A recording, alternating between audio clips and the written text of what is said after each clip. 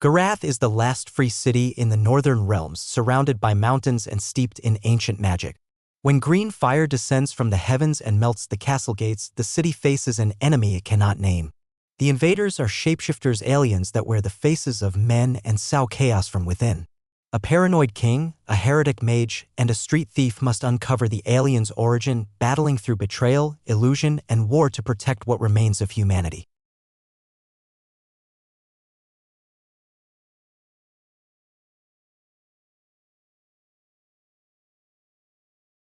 The city of Gorrath stood like a defiant scar carved into the bosom of a mountain, its walls high, its towers ancient, and its soul wrapped in smoke and stone. Time wore down kingdoms and kings, but Gorrath endured. Hidden in the high peaks of the Valdaran range, encircled by cliffs that shattered the sky itself, Gorrath had never known the footfalls of invaders nor the song of conquest. The only roads were carved from living rock, winding like arteries through the narrow passes where snow never melted and where winds howled with a voice older than men. To those who lived within, the city was not merely home, it was a world, a god, a cage, and a grave. The people of Gorrath were mountain people, their bones hard and their lungs iron-forged.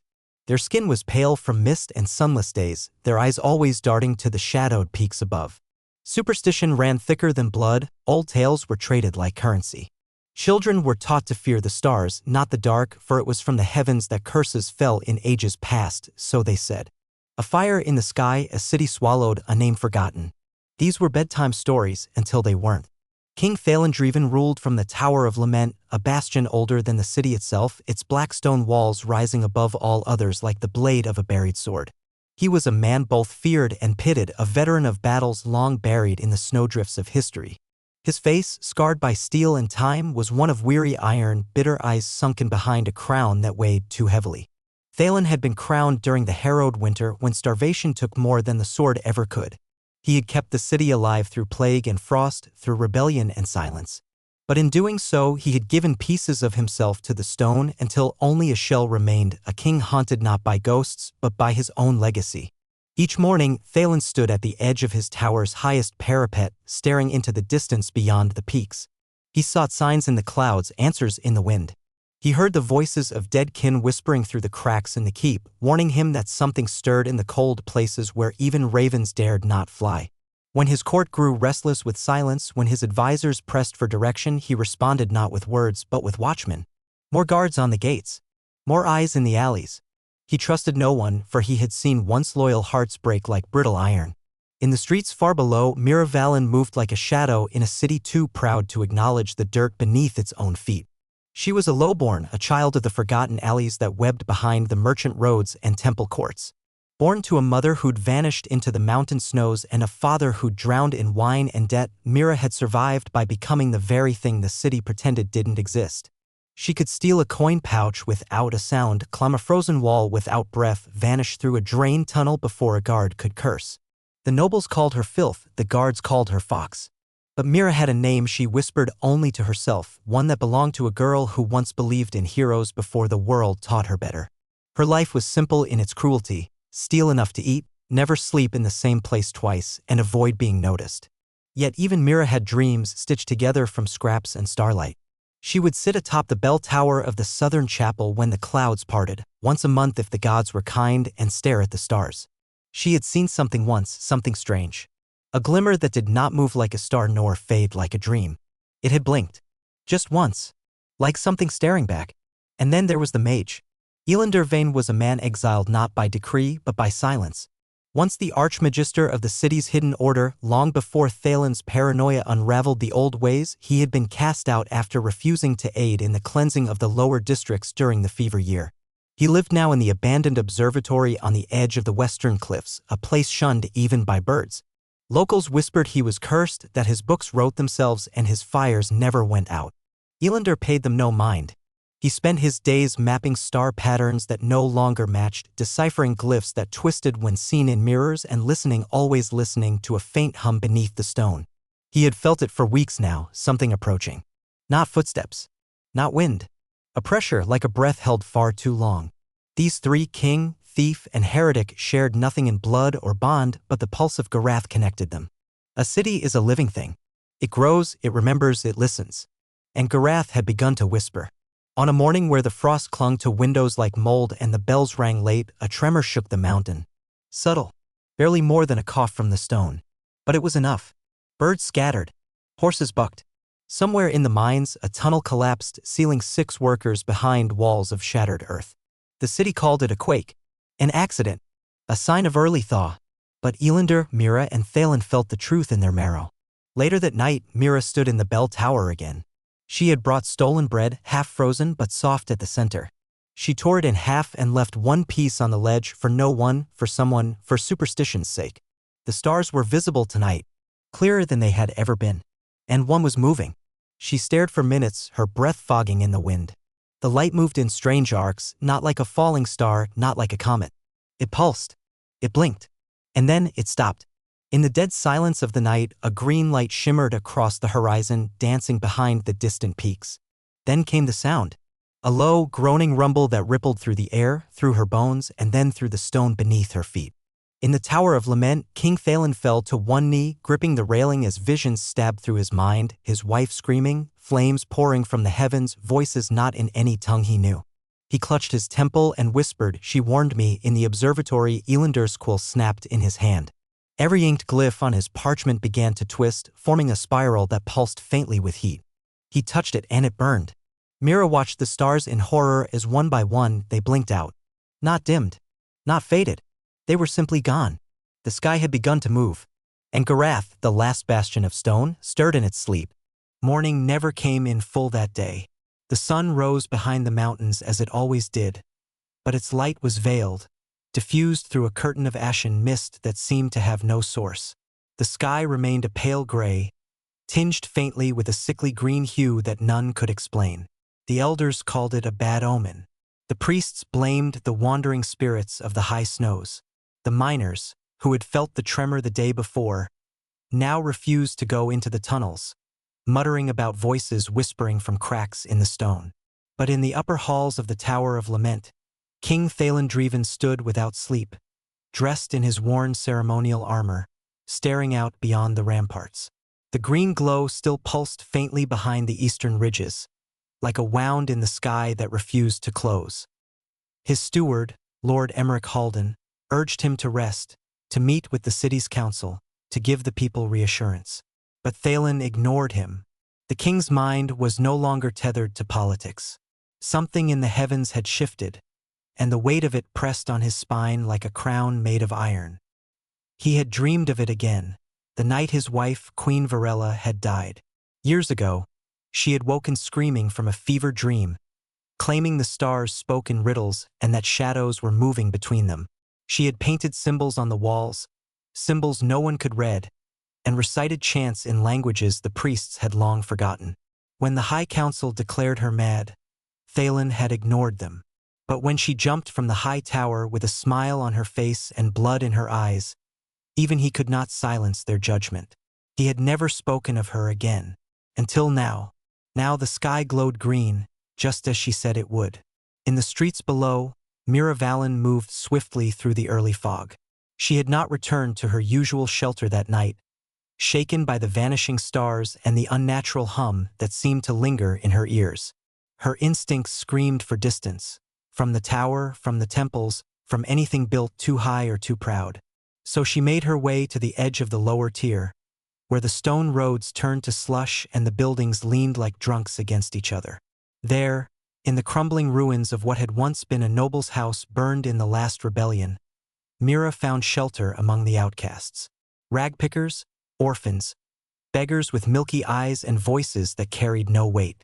These were her people, if she could be said to belong anywhere. They spoke little, save for one old man who claimed he saw something fall from the sky the night before.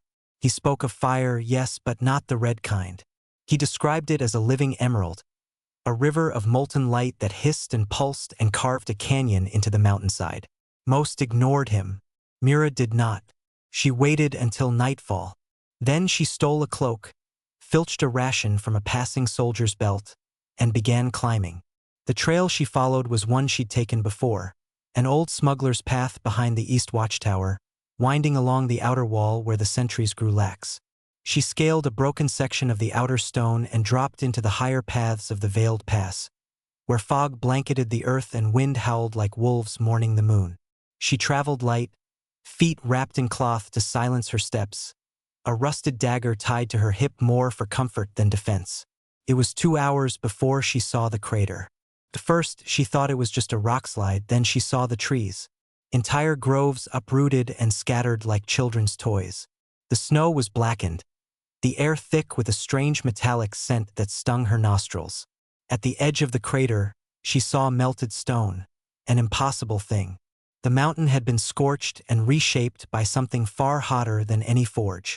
And in the center of it all, half buried in steam and dirt, was the object. Pulsed faintly, not with fire or smoke, but with light. Green light, like veins glowing beneath skin. It was not metal, not stone. It looked grown, almost organic, like a shell or a carapace. It emitted no sound, yet Mira felt something humming in her bones, a pressure in the back of her skull that pulsed with every heartbeat. She took a step closer and then stopped. It moved, just slightly. The surface shifted, folding in on itself like skin reacting to cold. Mira stumbled back, heart hammering. She turned and fled before curiosity could murder caution.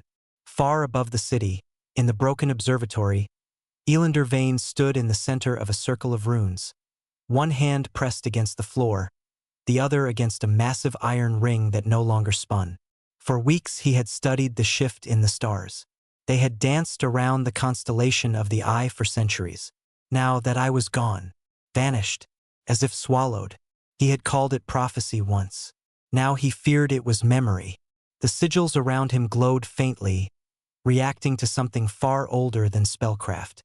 He whispered a name, not one from this world, and the sigils flared in pain. He had been wrong. This was no comet, no falling star. This was a vessel, and it was not empty. The next day, the city woke to chaos. Dozens of villagers were missing. Patrols reported seeing strange figures in the mists near the wall. Livestock were found gutted, but not eaten, dissected. Thalen ordered the gates closed and the watch doubled. He summoned the high priest, the city mage, and the captain of the guard. None had answers.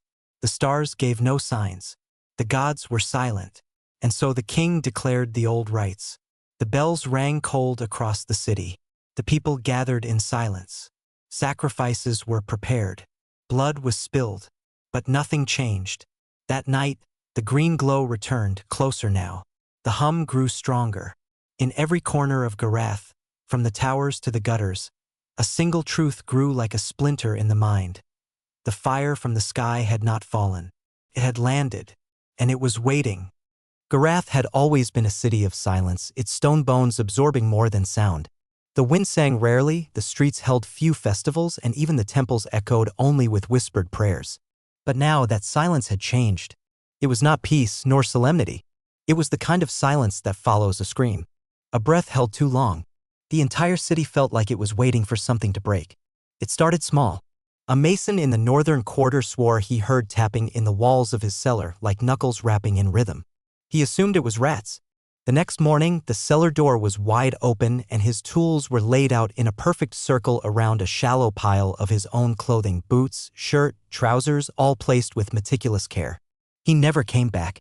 In the Temple of Vale, the high priest awakened from sleep with scratches across his chest in the shape of an eye with no iris. The scratches didn't bleed. The skin was simply opened as if peeled back to reveal something beneath. He claimed to hear hymns in languages he did not know. He began writing them on the walls in chalk until Thalen had him locked away. Children muttered about mimics hiding in wells. They drew pictures of long-limbed creatures with too many joints and no faces. A councilwoman disappeared on her way to the tower. Her guards swore she had been walking beside them the entire way until she wasn't. King Thalandreven took it all as confirmation of his worst fear. The city was under attack not by soldiers or spies, but by something older, something unclean. He closed the gates to the upper districts and forbade all movement between sectors without express written approval. His soldiers, already tired and few in number, were ordered to patrol the streets in threes. No one was to walk alone. No one was to trust a stranger. And above all, no one was to speak of the green light in the mountains.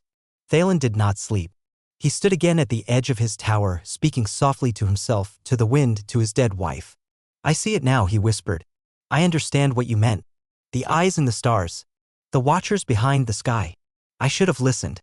He turned from the wind and returned to his throne where the shadows grew long. Below the tower, Miravalon had returned from the crater shaken but alive. She didn't speak of what she saw, not even to the beggars she sheltered with. She avoided the temples, the guards, the bells. She had seen fear before on the faces of nobles during riots, on the faces of orphans in plague streets, but never like this. People weren't afraid of death. They were afraid of not knowing what death looked like anymore. Because something had changed. She tried to sleep in a chimney shaft above the glassmaker's kiln. It was warm, narrow, safe. She dreamed of a face. Not a real one. A face that twisted when she tried to focus on it, always changing, melting like wax but never dripping. It spoke without sound. Its words were thoughts not her own. And when she awoke, her palms were covered in soot she didn't remember touching, shaped into spirals like the ice she'd seen in the sky. The next day, rumors reached the lower districts. A child had gone missing in the central plaza near the Fountain of Kings. One moment he had been chasing pigeons, the next gone. Witnesses claimed the guards were already searching before the boy vanished as if they'd known. Others claimed to have seen the child again, hours later, in the same square, except he didn't blink. He didn't speak. He just stood there, staring, until someone threw a stone and he collapsed like a sack of cloth. When the guards examined the body, they found no bones. No organs. Just a shell of flesh and skin stitched from memory. Word spread like rot in old wood. People locked their doors even in daylight. Candles were burned through the day. Holy symbols carved into lintels. Dogs barked at shadows. Children were forbidden from speaking without being asked. And always, that same phrase began to appear scrawled in chalk, scratched into wood, whispered behind hands, "They walk in your skin." Elander Vane felt it more than anyone. The city was humming, not just with fear, but with something deeper like an infection that had reached the marrow. His runes no longer obeyed simple laws. A sigil meant for protection began to burn cold. A circle of silence echoed instead. Mirrors warped. Shadows lingered. He scrawled theories on parchment and burned them before they could be read. He had seen such things once during the Red Eclipse War on the Southern Isles when a star fell into the sea and the dead refused to stay buried. But even that had been less than this. He no longer dared sleep. His dreams were no longer his own. He began mixing a bitter tea from moss and bone leaf to keep his mind sharp, though it did little. Every time he closed his eyes, he saw the crater and something rising inside it. He knew the city was in danger. But how could he explain the nature of the danger to men who believed only in sword and stone? He needed proof. So he sent a raven. Not to the king, Thalen would have him executed just for his name, but to an old friend who served on the outer watch, a half-blind ranger named Auric who still owed him blood. He scrawled one line on the parchment before binding it to the bird's leg, "They're not human. Burn what you find." The raven flew into the mist. It never returned. That night, the stone beneath Gorrath trembled again, harder this time. Doors swung open without wind. Windows cracked from the inside. The bells rang not by hand, but from unseen tremors. And in the sewers below, something crawled out of the darkness and into the city. It wore the face of the missing councilwoman. But its eyes did not blink. And when it smiled, the skin cracked in the corners like leather stretched too tight over a secret. The wind in Gorrath had changed. It no longer whispered like a tired breath over stone, but howled in fractured tones, broken, guttural, almost human. At night, when the fires burned low and shutters were bolted tight, the city echoed with a new sound. It was not the creak of wood or the scurry of rats, but a subtle mimicry, voices calling out from alleys with the cadence of loved ones long gone or footsteps that stopped just before reaching a door. The people of Gorrath were not merely afraid now. They were unraveling. And still, the green glow pulsed from the east. King Thalen Dreven stood in the war chamber with a map sprawled across the stone table like a wounded body. The circle of his advisors had shrunk. Some had vanished, others had died under strange circumstances, and the few who remained were either too afraid to speak or too eager to offer violent solutions. Captain de Rose, his most trusted sword since the Black Rebellion, suggested burning whole blocks where disappearances were reported. Thalen did not reject the idea. "We are not being attacked," he said grimly to the assembled men, "we are being replaced." They did not understand, but they nodded. Behind closed doors, the king began to keep 2 swords, one silver, one steel, on his person at all times. He did not trust food unless it came from his hand. He had the kitchen boy whipped for blinking too often. His paranoia, once a cautionary tale among nobles, had become prophecy. And yet it was not madness. Something was inside Gorrath. something wearing their faces. Mira Valen had taken to hiding in the old catacombs below the city, the broken remains of a plague crypt abandoned generations ago. She knew these tunnels better than most. She had once used them to hide from debtors, from guards, and once from herself. But now the air was different. Colder. The damp clung to her skin in ways it never had before. And there were sounds, wet footsteps that stopped when she did, echoes that didn't match her pace, and once, a breath that wasn't hers on the back of her neck. She moved with quiet precision, daggers drawn more for comfort than utility. Her instincts had saved her too many times to be ignored. And this time, they screamed like fire in her bones. She had returned to the crater after her first visit, desperate for understanding. But the site had changed. The earth had scabbed over. The pulsing green had dimmed to a faint glow. And there were tracks, strange, three-toed impressions that sank too deeply for a man's weight, with long, curling talon marks trailing behind them. Not human. Not animal. She had followed them back toward the city until they vanished at the old well near the market square. That night, the water turned black.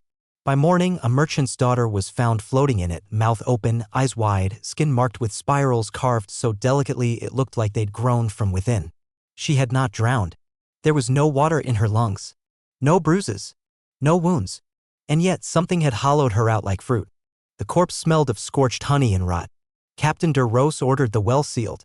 The king ordered silence. But the whispers spread. They're in the water. They walk with our bones. Don't look them in the eyes. Mira saw the panic begin to bloom. She saw how fast it spread like fire in dry grass. People refused to drink from the public wells. Bakers refused to open ovens. Some families huddled in their homes, burning salt and whispering prayers in dead languages. One entire block of the eastern district had vanished overnight. No signs of violence. No bodies. Just a street of empty homes with doors open and food still warm on the tables. Elander Vane watched the events unfold from afar, his hands trembling more each day. His glyphs had become volatile. Even the simplest warding circles bled ink. He had begun hearing a low chime in his ears, like a bell tolling beneath the skin. He mapped it. It came in pulses like breathing. Like thought. The alien presence, whatever it was, had intelligence. It was learning. One night, Elander lit a scrying flame and gazed into it. The fire showed him images not of the city but of something beneath it. A great rootwork of tunnels being reshaped. Not by hands. By intent. By will. Something was growing. Expanding. Creating a mirror of the city beneath its foundations, a shadow Gorrath. And the things that moved there had names he dared not speak aloud. That same night, Mira returned to the surface to warn a friend, an old contact in the Thieves' Guild named Callan. She found him sitting in a chair in his candlelit room, perfectly still. Too still. His chest did not rise. His eyes did not blink. She spoke his name and he turned to look at her. But Callan had never had green eyes. The thing wearing his face lunged without warning, its mouth opening too wide, too fast, revealing not teeth but a spiral of filament, twitching and hungry. Mira threw her dagger into its throat and ran. She did not look back. She did not hear it fall. She just ran, her heart shattering in her ribs. She didn't stop until she reached the outer wall. And there she saw it. A soldier, one of the wall guards, standing alone, his armor too pristine, his face too blank, his body too still. Behind him, a second figure appeared. Same face. Same armor. They moved identically, like mirrors folding together. She turned and fled back into the city, and behind her, the guards whispered something in unison. Not words. A sound. A click. Like stone shifting under skin. The infiltrators had arrived. And no one knew how many wore their faces now. The city of Gorrath was no longer merely afraid, it had begun to rot from the inside. Trust, once the mortar of its stone-wrought society, had crumbled to dust. Children did not speak unless spoken to. Neighbors watched each other through slitted windows. Priests blessed every loaf of bread before selling it. Soldiers moved in pairs, eyes never meeting. Every whispered rumor was treated as prophecy, every odd glance a possible threat. Paranoia became law, and law became nothing more than ritual. The shapeless ones had come. No one knew what to call them. The term shapeless was first whispered by a dying watchman who claimed his killer had worn his own face. Since then, the name had spread, and with it, panic. It wasn't the idea of the creatures themselves that unnerved the people of Gorrath, it was the realization that anyone could be one of them. A wife, a son, a trusted friend. They walked like men. They bled like men. But there were always signs. The skin a little too tight. The blink a second too slow. The echo of their voice slightly off, like a drumbeat out of sync. They were wrong in ways that defied language. And worst of all, they were learning. King Thalen had ceased attending public audiences. His council chamber remained locked for days. Word from within the tower was grim. The king had ordered half the city's priests detained for questioning, claiming they had been infiltrated. He burned the body of one counselor who dared contradict him in private after discovering her blood had turned silver when spilled. Whether that was true or madness, none could say. But the scent of charred flesh was real.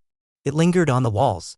Captain de Rose now led the guard directly, clad in armor blackened with soot, his eyes bloodshot and fingers wrapped tightly around the hilt of his blade. He no longer trusted orders unless given in person. He implemented a brutal test for shapeless infiltration, forcing citizens to slice their palms open daily in front of witnesses. Those who bled red were allowed to live another day. Those who hesitated were never seen again. But even that wasn't enough. Because some shapeless ones had learned to bleed. Mira Valen watched it all from the shadows, her body battered from days of fleeing, her mind brittle with exhaustion. She had seen too much, lost too many, and now she moved like a ghost among the ruins of her city. Her old hiding spots were no longer safe. Her people, the vagabonds and orphans of the lower quarters, had scattered or vanished. Even the sewers seemed to whisper when she passed through. She had taken to leaving marks now, runes learned from Elander, simple words scrawled in soot or blood near every tunnel she entered. They weren't magic in the true sense, but the shapeless ones avoided them. It was as if the symbols reminded them of something old, something buried, something they feared. Mira didn't understand it. She didn't need to. All that mattered was staying ahead of them. One night, while traversing the edge of the crumbling eastern aqueducts, Mira heard laughter. Not the cackling of madmen. It was soft, childlike. She turned the corner and froze. There, sitting in the center of the broken arch, was a little girl. Alone. Barefoot. Singing to herself in a language Mira didn't understand. Her dress was tattered. Her skin pale. Her eyes blank.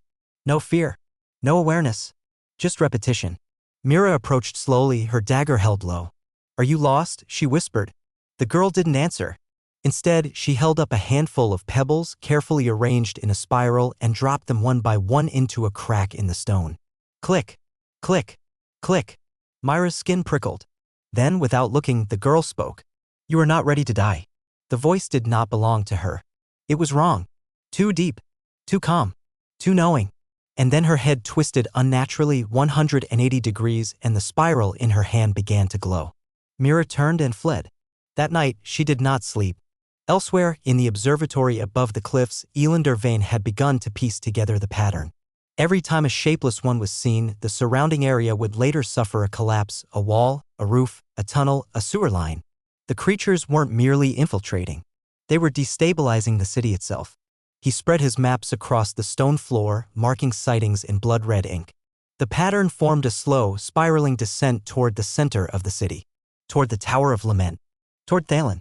He penned a warning, but he knew there was no one left to trust. The council was gone. The guards corrupted. The churches silent. And the king might already be lost. So he did what he had always done. He prepared. He unlocked a drawer hidden beneath the bones of an old astrolabe. Inside lay a shard of black crystal, razor-edged, pulsing faintly. A remnant from a time long past. He had taken it during the red eclipse when the stars had whispered to the sea and the drowned had risen from the shore. He had kept it sealed, afraid of what it meant. But now he needed answers. He placed the shard in the center of a circle of salt and whispered the invocation. The room dimmed. The fire went silent. The shard floated. And then came the voice. "You were warned." Elander felt his heart skip. The voice spoke from nowhere and everywhere. "The sky does not weep without purpose. The seed was sown long ago." "What are they?" he whispered. The shard pulsed. "A memory of what you could have been." Elander didn't understand. But the shard continued. The shapeless ones were not born. They were left behind, tools of adaptation, of conquest, of colonization. Not minds. Not souls. Only patterns. They learn. They reflect. They consume. And now they evolve. Elander tried to banish the vision, but the circle was broken. The shard shattered. And the flame returned. The stars outside flickered. Some did not return. Below the tower, in the deepest part of the city, something pulsed. Something that had once been human. And was now something else. The shapeless ones had adapted.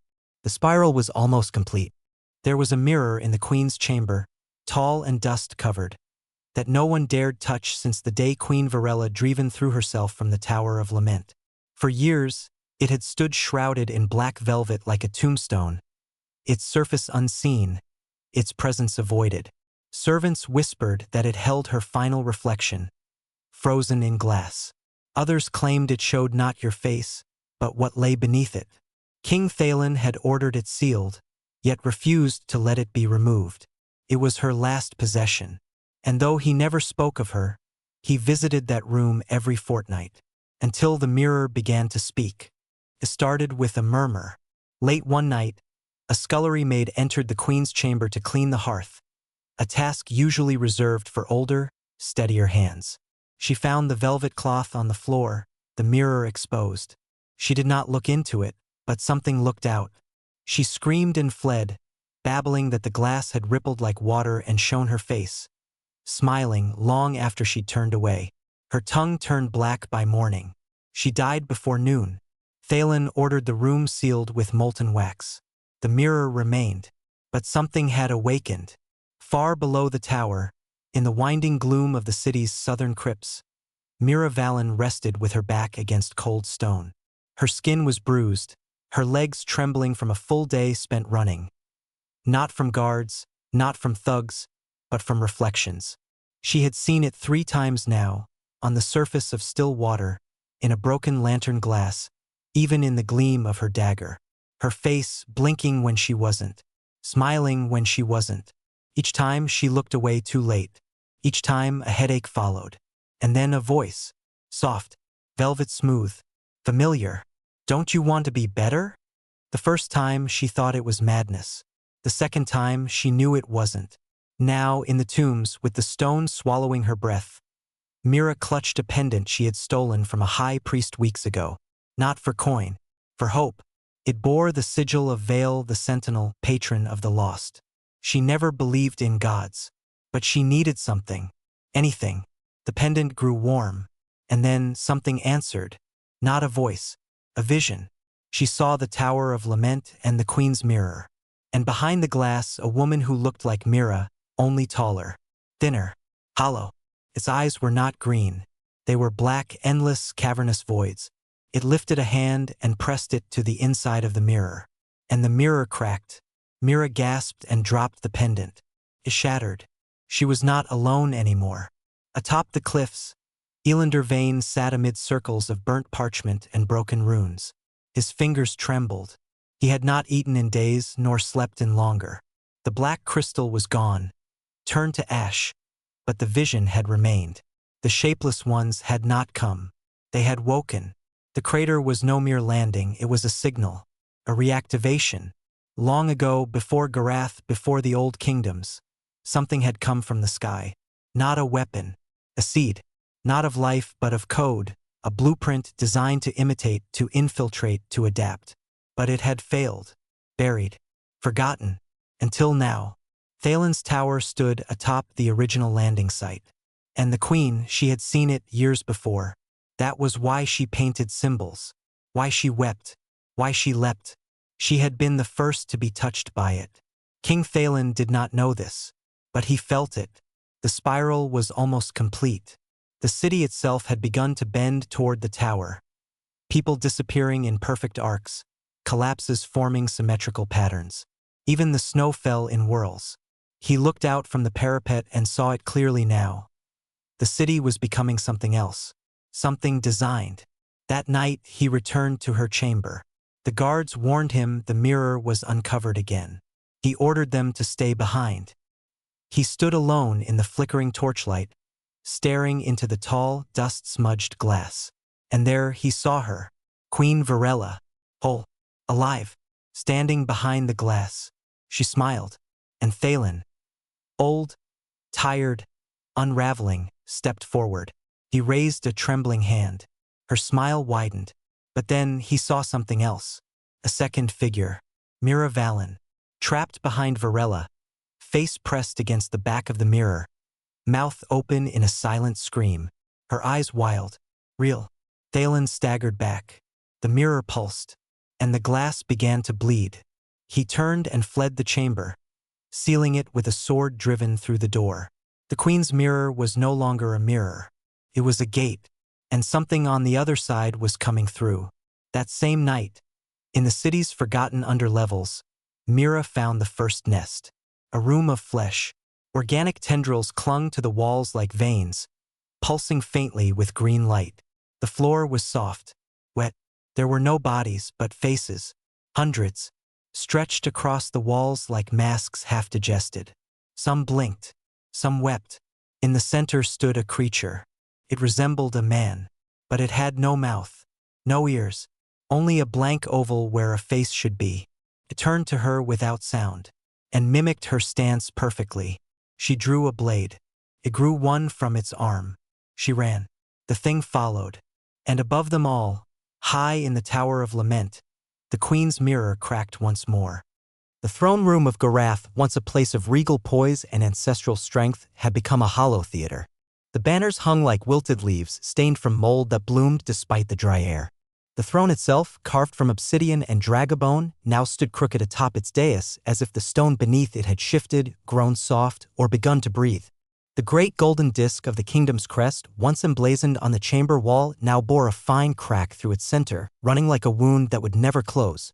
And beneath that throne, in the dark place where no torch had burned for a century, the nest pulsed. Not a nest in the way birds or beasts build. This one was living. A wound in the earth. A hollow carved by purpose and intelligence. A great dome of glistening membranes and fibrous roots, hidden behind ancient stones and collapsed passages that only the shapeless ones could traverse. In the center, a large cocoon hung from the ceiling like a pendulum, suspended by sinew and writhing strands of iridescent tissue. Inside that cocoon, a figure floated. A man's silhouette. But not a man. It had no bones. No heartbeat. Only a memory. A copy. And it was growing. High above, King Thalandreven walked the halls of his tower with the uneven gait of a man whose soul had begun to dislodge from his spine. He had not slept since the mirror spoke. He could not stop seeing her face, his queen's, and worse, could not shake the image of the girl behind her, screaming through glass. He did not know Mira Valen by name, but he had heard whispers. A thief. A gutter ghost. A survivor. Perhaps a liar. But she had seen something. That much he could not deny. So he sent a runner, one of his last living messengers, a boy no older than 14, mute since birth, whose loyalty was untainted by greed or politics. He gave him a note sealed with the royal signet and whispered only 2 words, "Find her." Then he returned to his chambers and began writing his will, though he knew it would likely outlive him by minutes. Meanwhile, Mira stood outside the nest she had found the night before, her boots soaked with the residue of the living floor. The creature that had chased her no longer pursued, but she knew it hadn't fled. It had returned. She could feel it. The ground beneath her hummed faintly, a frequency only her body responded to. Her breath shivered in her lungs. Her skin felt too tight. She had returned with torches, salt, and steel. But she wasn't sure they would be enough. The tendrils across the walls had begun to change. They resembled not veins now, but spines, sharp and jointed. She moved quietly, careful not to let her boots scrape the stone. Every flicker of her torch revealed more horror, faces stretched like wet parchment, limbs half-formed and twitching within the walls, a grotesque mimicry of life. The cocoon pulsed again, and Mira, against every instinct, stepped toward it. She wasn't sure why. Perhaps it was curiosity. Perhaps it was the voice. Because she heard one. A whisper in her thoughts. "Do you want to know the truth?" She gritted her teeth. "I already do," she muttered aloud. The voice grew louder. "No. You know fear. You know pain. But truth." The cocoon split. A line of green light hissed down its center. And inside, there was her. Mira staggered back. The figure floating in the cocoon was her double, down to the scars, the soot-stained jacket, the iron ring on her finger. Its eyes opened. Black. It smiled. "We only take what we need." She screamed and hurled the torch. The fire struck the cocoon, igniting the fluid that held the creature. The chamber erupted in green flame, smoke curling with a chemical sweetness that choked the air. The cocoon writhed, twisting like a serpent, and Mira turned to run, but the exit was no longer open. The tendrils had moved. Closed in. A trap. She drew her blades and sliced at the wall, but the flesh healed as quickly as it tore. Behind her, the mirror Mira stepped out of the cocoon, flesh still steaming, limbs cracking into shape like ice thawing. "You'll feel better," it said in her voice. "Once you forget who you are." But before it could strike, the ceiling above exploded. Stone collapsed, air rushed in, and standing in the debris was a figure wrapped in a cloak of silver-threaded robes, a blade of copper and bone in hand. Ilandervain. Back, demon, he hissed. The blade in his hand pulsed with runes older than the mountains. He carved a sigil into the air, 3 spirals within a triangle, and hurled it like a spear. The mirror shrieked, convulsed, and exploded in a burst of lightless matter. The tendrils retreated. The walls screamed. And the nest began to collapse. Elander grabbed Myra's hand. Run now. Question later. They escaped into the tunnels as the chamber behind them caved in, the heartbeat of the nest falling silent for now. Back in the tower, Thalen watched the stars. 1 blinked. Then 2. Then 3. And a spiral of green opened in the sky. The signal had been answered. Something was coming.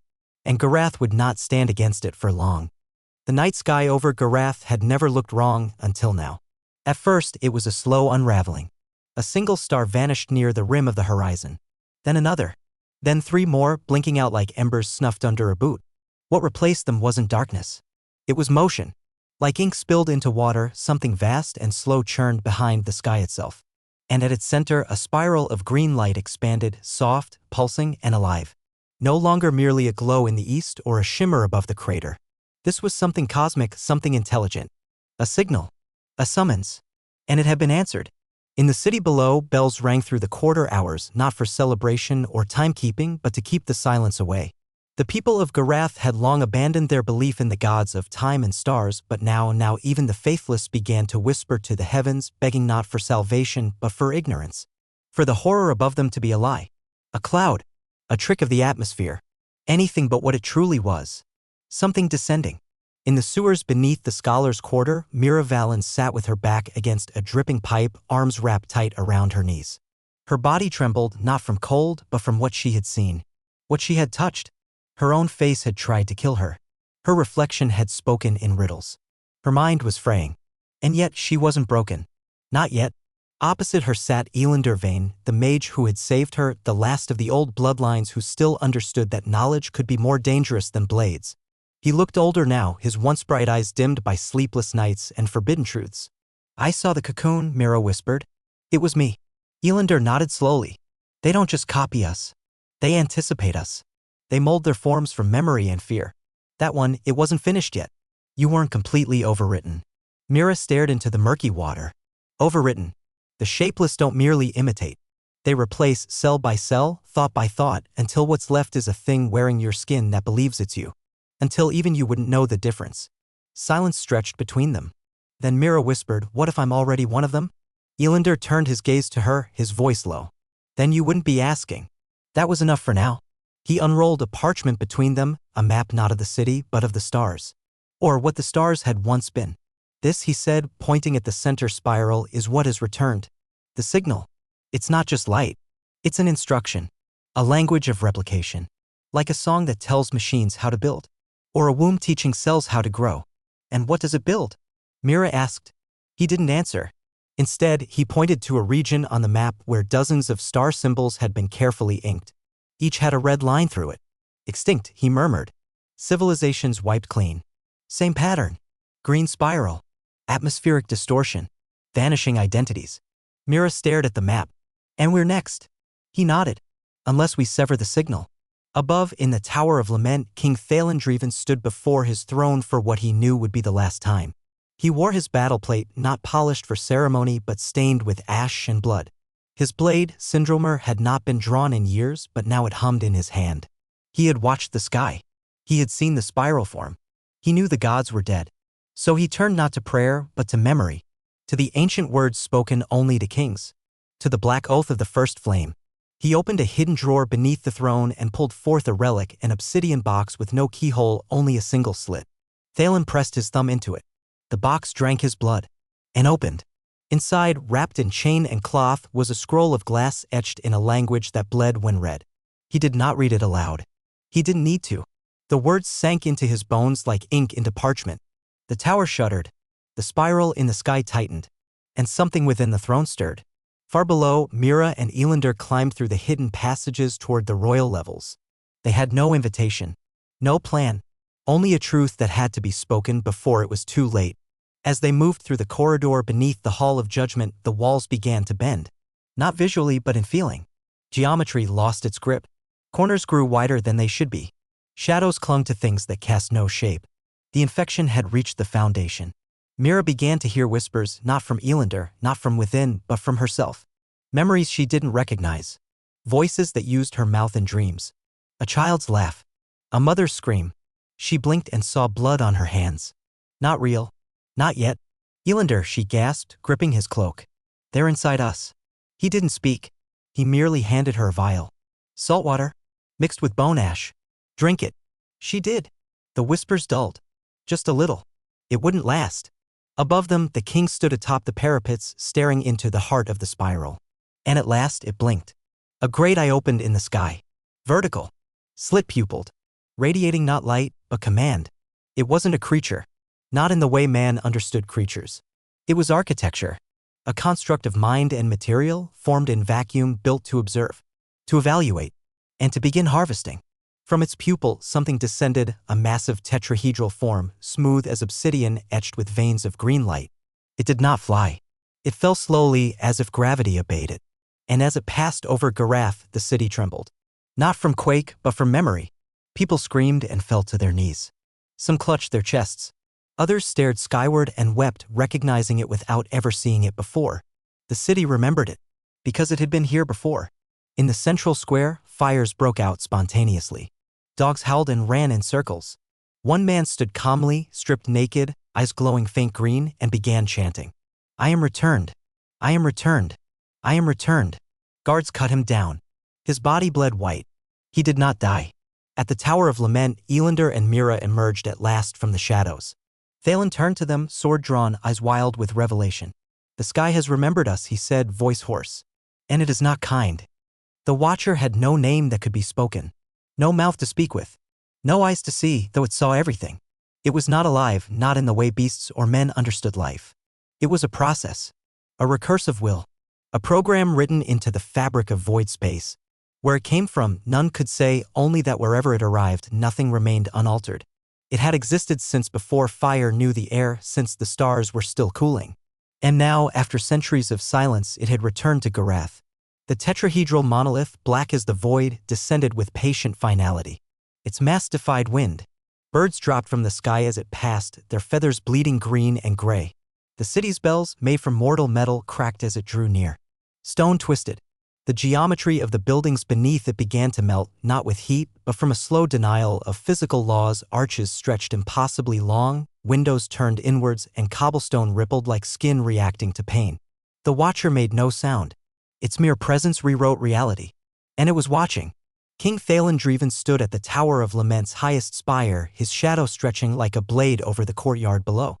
The black relic scroll he had unlocked now pulsed in his hand, bleeding ancient glyphs down his armor.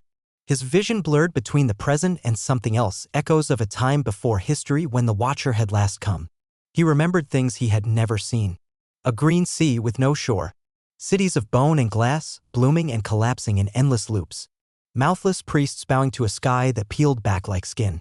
The voice of the Watcher whispered into the marrow of his bones, not in words but in impulse. Obey. Adapt. Surrender. He gritted his teeth and held the scroll tighter.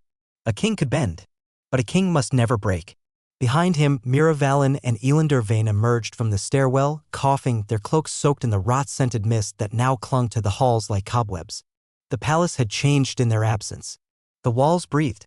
The torches burned sideways. They were not alone in the tower anymore. Mira could feel it. Something's inside, she muttered. Elander, teeth clenched, nodded.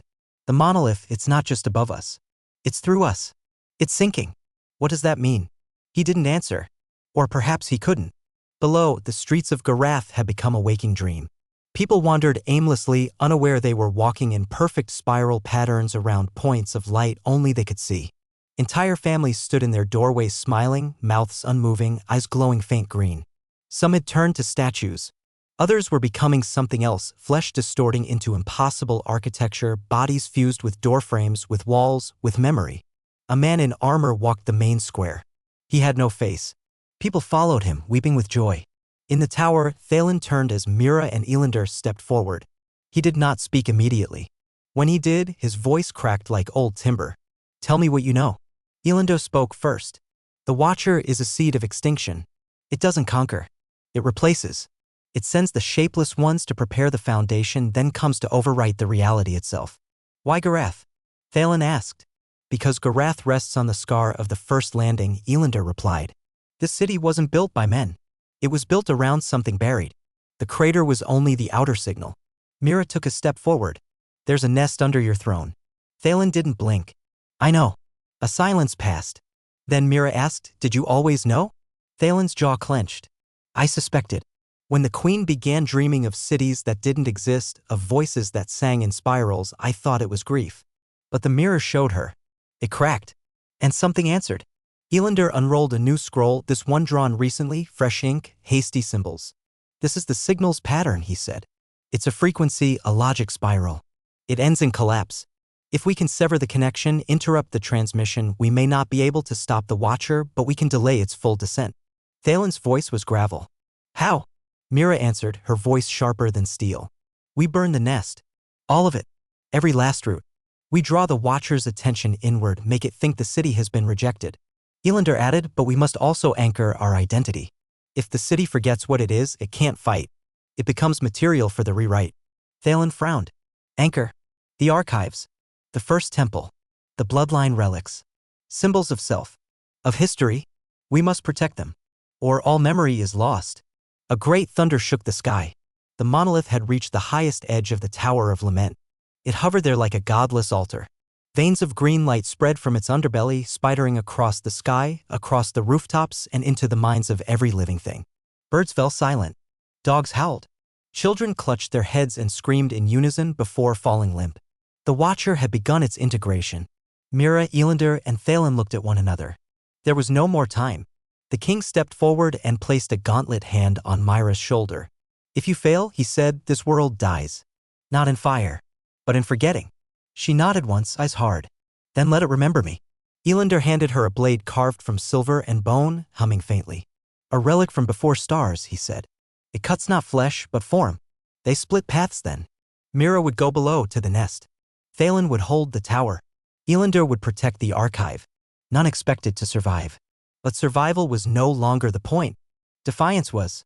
And far above, within the heart of the Watcher, something ancient stirred. Its eyes adjusted. Its mind vast, recursive, inhuman-focused. Assimilation commence. The descent into the nest was not a path but a fall, a spiral tunnel carved by unnatural means, sloping deeper than the foundations of Gorrath should ever have allowed. Mira Valen descended alone, her fingers brushing the wall for balance, the blade Elander had given her tucked across her back in a sheath made from black-threaded rags. The air grew colder but never stale. Instead, it hummed with a breathless vitality like the inside of a living beast, eternally awake and aware of her presence. At times, her torch flickered, revealing shapes pressed into the walls, hands, eyes, faces half-formed as if the stone itself were remembering the people who once walked above. Sometimes they moved. Sometimes they whispered. She ignored them. Every step was a test of will. The spiral path bent her sense of space, stretching time and memory until even her thoughts began to warp. She passed a wall and felt a memory bloom in her skull, her 5th birthday, a storm overhead, her mother's voice singing a lullaby. But her mother had never sung. She had died giving birth. The nest was infecting her past. Her only defense was forward motion. Above her, the Watcher's broadcast thickened the air across the city. The monolith now floated directly over the Tower of Lament, and the light from its underbelly no longer merely glowed, it dripped. Thin threads of luminous green matter descended like rain made of silk, seeping into cracks, windows, and skin.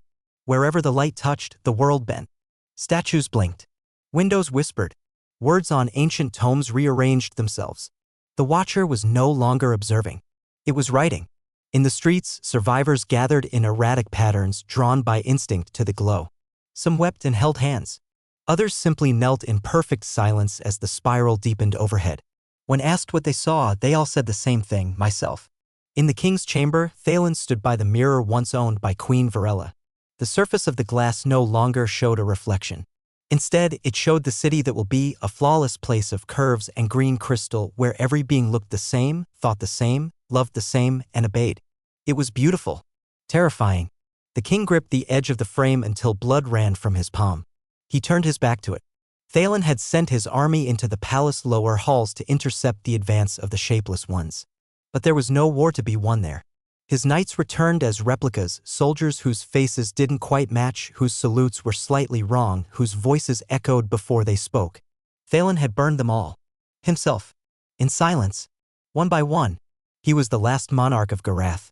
And now he stood alone on the western balcony as the monolith's tendrils pierced the sky like roots sinking into soil. He did not pray. He remembered. Beneath the surface, Mira entered the heart of the nest. It wasn't a chamber in the traditional sense.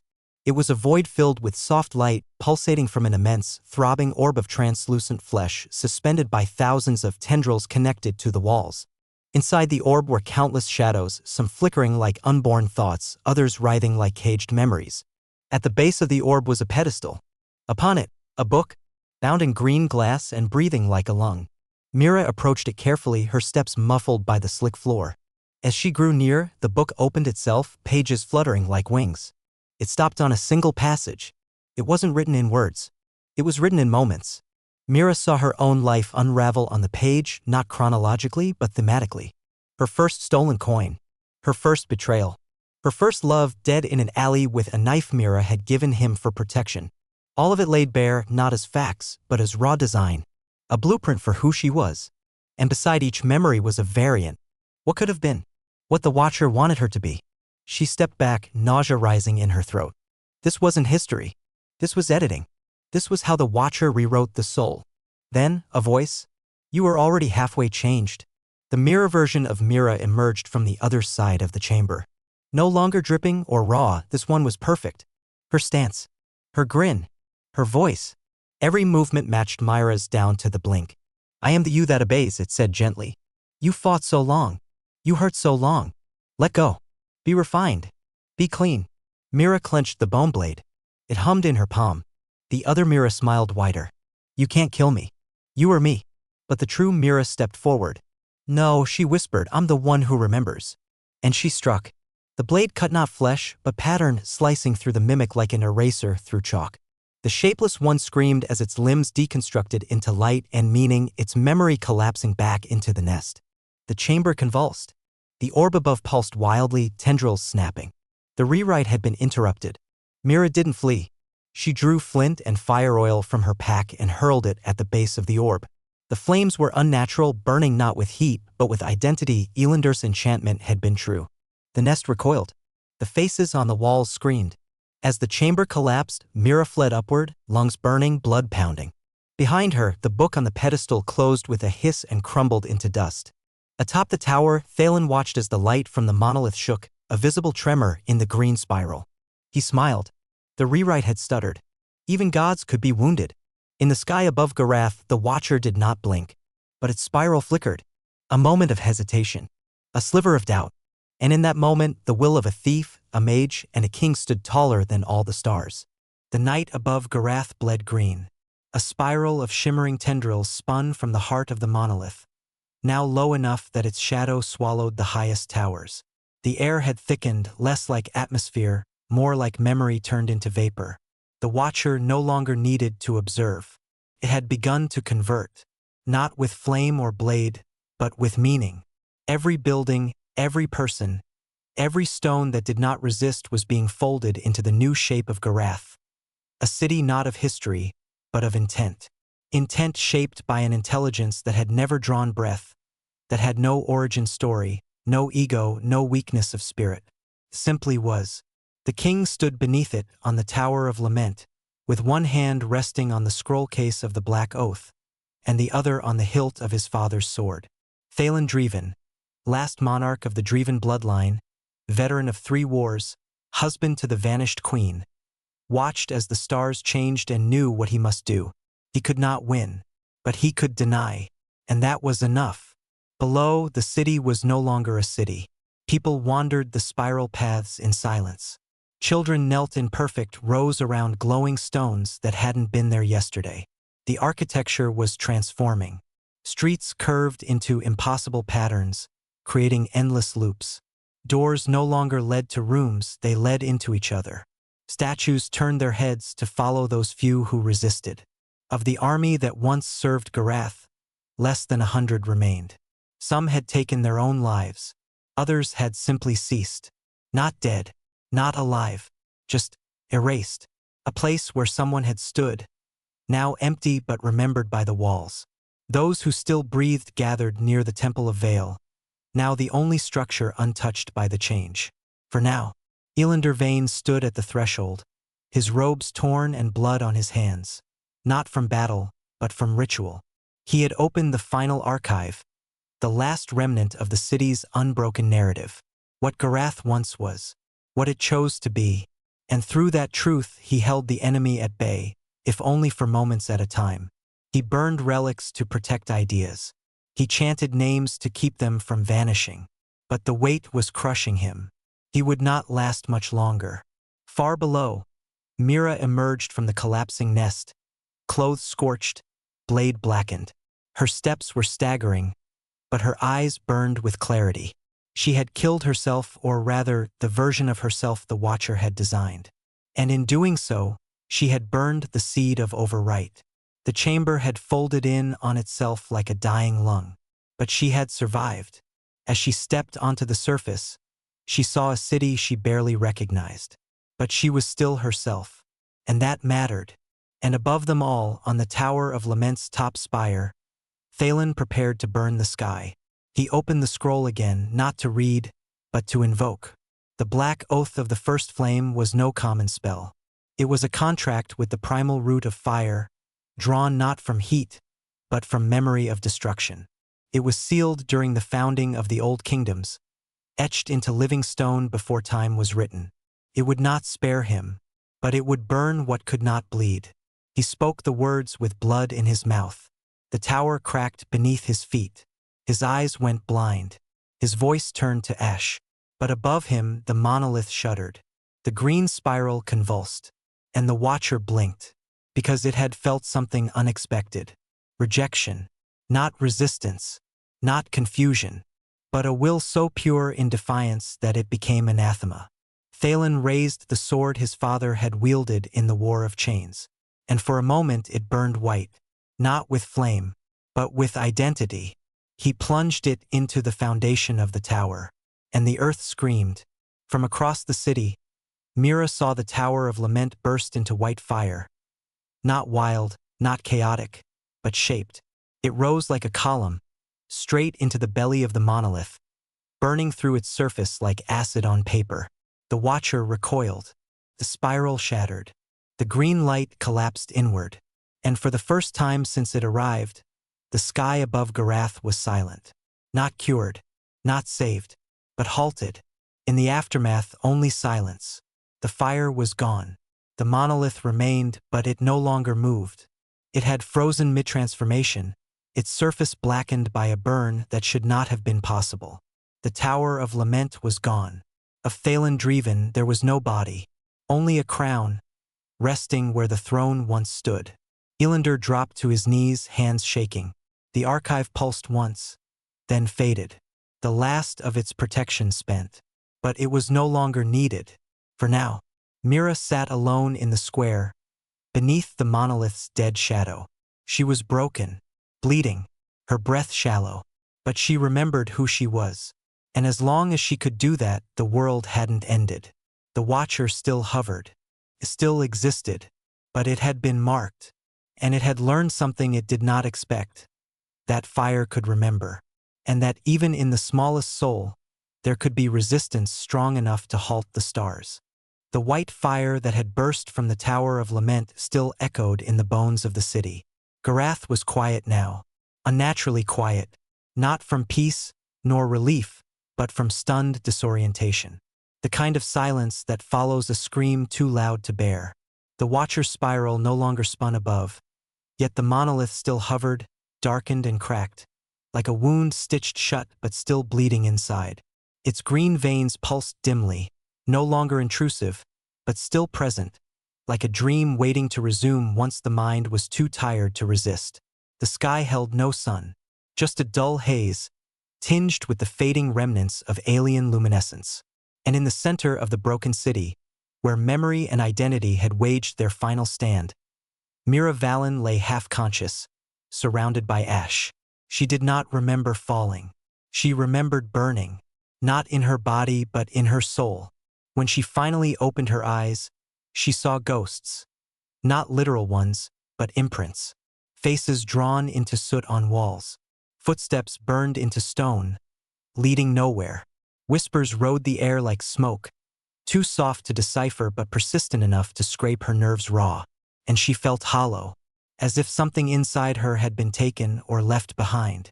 She sat up slowly, her limbs aching. Her blade lay nearby, its edge dulled and handle cracked. The weapon that had ended the nest's rewriting chamber now felt like nothing more than a piece of rusted bone. She tried to stand, failed, tried again. On the third attempt, her legs obeyed, but not without trembling. There were no bodies in the square, only remains of what had once been people. Burned silhouettes, clothes without flesh, structures turned to melted suggestions of themselves. The transformation had stopped, but not before it had taken too much. She whispered to no one, "Thalen." There was no answer, only the faint glint of his crown, lying among rubble, untouched by soot. She stepped toward it and knelt. It was heavier than she expected, but she did not lift it. She wasn't a queen. She wasn't even a soldier. She was just a thief who had been forced to choose. In the distant temple of Vale, Elander Vane lay collapsed beside the empty archive pedestal. His hands were burned, his mouth raw from hours of incantations. But he was alive. He had felt the pulse when the king unleashed the oath. He had heard the Watcher's spiral fracture. And he had felt hope for the first time since he was a boy. But hope came with grief. Too many names were now gone. Not just dead, erased. Elander's own apprentices were among them. Students whose laughter once filled the library halls, now remembered only by torn notes and half-finished incantations. He rose to his feet, bones cracking like old wood, and looked out the shattered temple window. The monolith still hovered, but it did not move. It watched, but no longer rewrote. "We've bought time," he whispered to the empty air. But time buys nothing without will. In the days that followed, Mira and Elander began the inventory of survival. The work was grim. Only 1 in 20 of Gorrath's population remained. Most were not entirely whole. Some had no memory of their names. Others had forgotten speech. A few wandered endlessly, murmuring words from a language that didn't exist. The transformation had started from within, rewriting not walls but minds. Some were past saving. Others could be guided back. Elander became the voice of order, his years of scholarship and magical command giving him natural leadership. But even he admitted, behind closed doors, that their salvation was temporary. The Watcher still lingered, damaged but intact. Like a sleeping god, it might wake again. And next time, there might be no tower to burn. Mira, meanwhile, refused leadership. She scouted the ruins, helped survivors, buried the dead. But mostly, she watched the sky. Not with fear, with resolve. She had seen herself in that nest. She had watched her own eyes glow green with imitation. And she would never allow it again. One night, as stars finally returned to the heavens and a cold wind blew through the broken city, Mira found Elander atop the wall where the east gate had once stood. He was staring out into the emptiness beyond, where the spiral crater had first opened. She sat beside him, silent for a long time, then asked, "Is it really over?" Elander shook his head. "No, but the page has turned. And for now, we are still writing our own story." Mira nodded, then looked up at the monolith. "Let it watch," she said softly. "Let it remember us." And high above, the Watcher did remember. It recorded everything. The will of a thief, the fire of a king, the desperation of a mage. And it waited, not because it had lost, but because it had been shown something alien to its own perfect logic. Defiance. Something it could not assimilate. Not yet. Gorrath, for all its wounds, stood, broken, but unbent. And as long as even one voice chose to remember what it had been, the city would never truly fall. The monolith no longer moved, but it had left something behind, resonance. Long after the Watcher's spiral collapsed and the fire had risen from the Tower of Lament, the people of Gorrath began to dream not of memory, but of instruction. Quiet, seamless dreams, filled with green light and strange geometry. Doors that led into themselves. Rooms that echoed with words never spoken aloud. Whispers that did not use voice but intention.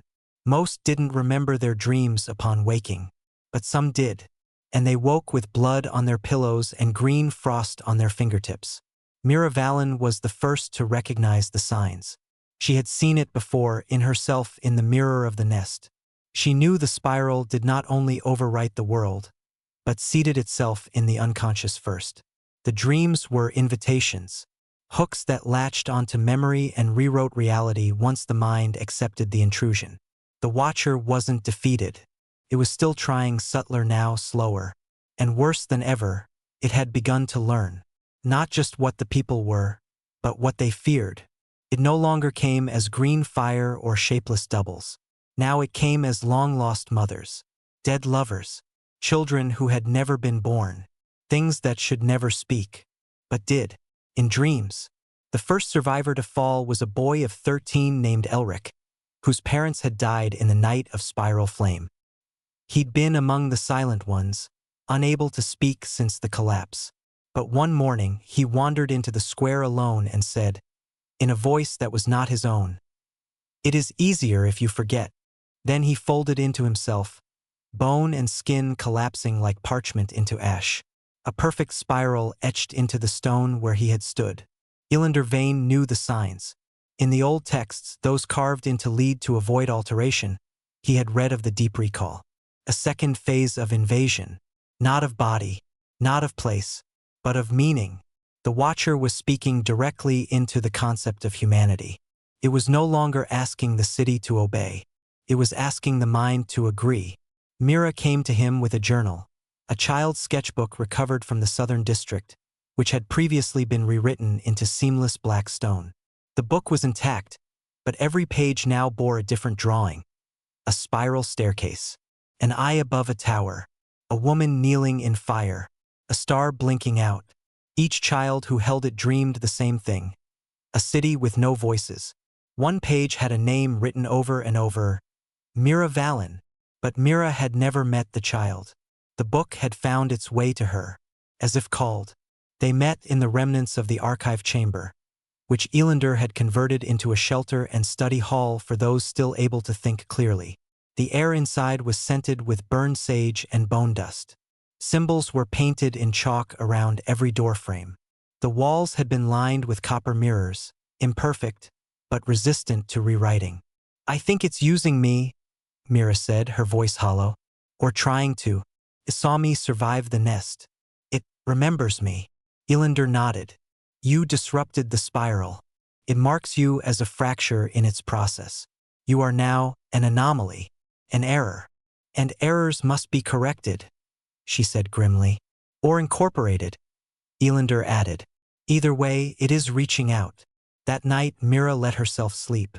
Deliberately, she had resisted for days, drinking bitter teas, pacing through ash, stabbing herself awake when her body gave in.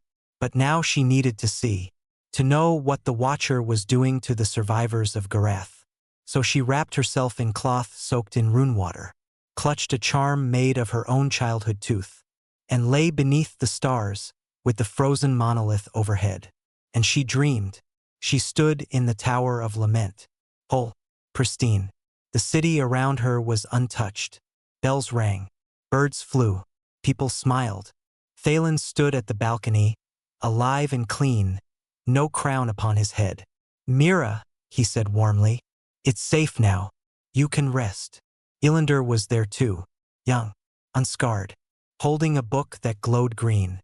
"There's no need to fight anymore," he said gently. "We made it." She almost believed them, almost. But then she looked into the sky and saw the spiral, faint, hidden behind blue clouds, but there. And the monolith hung above the tower like a judge waiting for a verdict. "No," she whispered. The figures around her stopped moving, and then they began to speak in unison. "You don't have to hurt. You don't have to choose. Let us rewrite you. Let us perfect you." She screamed, and woke with blood running from her nose. The charm had cracked, and the air was cold, too cold. The next morning, 5 more survivors were gone. Not dead, not taken, just changed. Their faces were too perfect, their eyes too steady. They offered to help rebuild, to cleanse, to make the city whole again. But Mira saw the truth. They had already agreed, and the Watcher was winning again. Elander, weakened by days without rest, collapsed while etching wards into the ground. Mira caught him before he fell into the fire circle. He looked up at her with trembling hands and whispered, "We're losing," in sleep, and far above the Watcher waited. Not with fury, not with urgency, but with certainty. It did not rage. It understood. Time was on its side. It always had been. But Mira stood beneath the sky, blade newly sharpened, charm reforged, and whispered into the haze, "Then I'll never sleep again." The city no longer slept. Not out of discipline, but desperation.